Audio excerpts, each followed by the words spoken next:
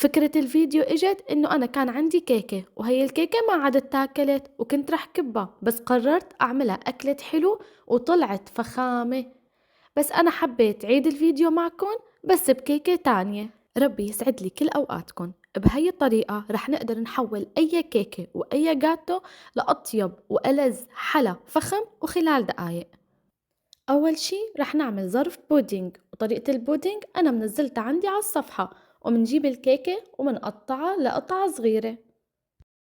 منحط الكيك بقلب زبادي التقديم، ومنحط فوقن طبقات البودينج، منحط طبقة كيك وطبقة بودينج.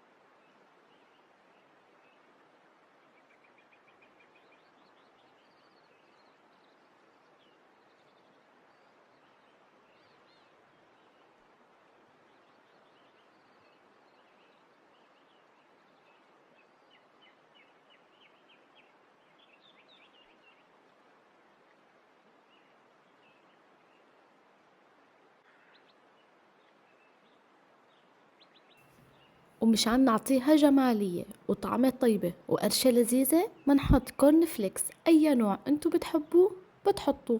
اللي حطيته أنا كان متواجد عندي، وغطست الكورن فليكس بالشوكولا. بعدين حطيت الفريز على الوش. عم نعرف انه هلأ موسم الفريز، واذا انتو بتحبوا اي نوع فواكه تانية فريش بتطلع بتشهي القلب. وبتمنى لكم الصحة والسعادة دائما. واذا هالفيديو حبيتوه لا تنسوني من لايك وتعليق حلو مثلكن.